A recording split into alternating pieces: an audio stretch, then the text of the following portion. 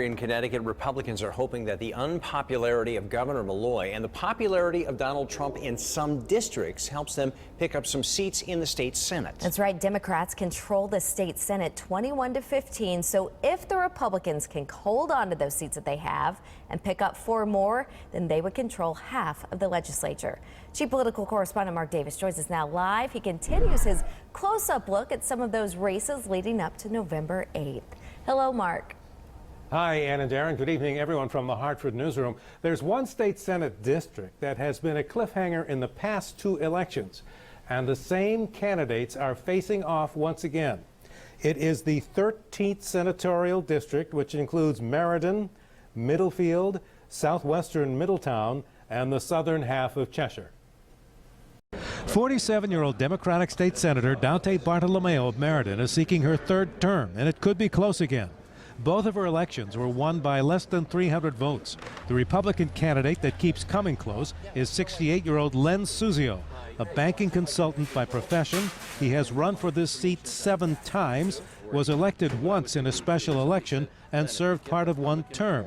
Bartolomeo beat him 4 years ago by 287 votes. Suzio is trying to capitalize on the unpopularity of Governor Malloy, spurred by 2 tax hikes in the past 4 years and deep budget cuts this year. My opponent has basically been a Dan Malloy puppet. She's voted for the second biggest tax increase in the country last year, in the state last year. She basically has voted anti-jobs and anti-business legislation. The budget was in a position that we're in because of past pension liabilities to a large extent, as well as a volatile level of income tax reliance. It taxed so many things that everyday ordinary people use. And so it was really heavily borne by the middle class and the lower income people, disproportionately so. Bartolomeo says she has an independent streak that makes her anything but a rubber stamp for Governor Malloy. I have differed with the governor on things like the early release program.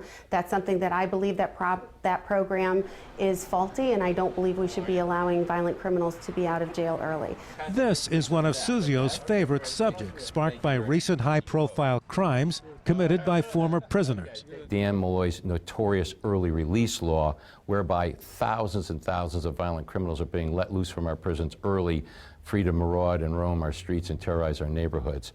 But the Malloy administration says they prefer to call it risk reduction earned credit, and it's an important tool in curtailing recidivism, and that statistics show that violent prisoners here in Connecticut are actually serving more of their sentences than before the law went into effect.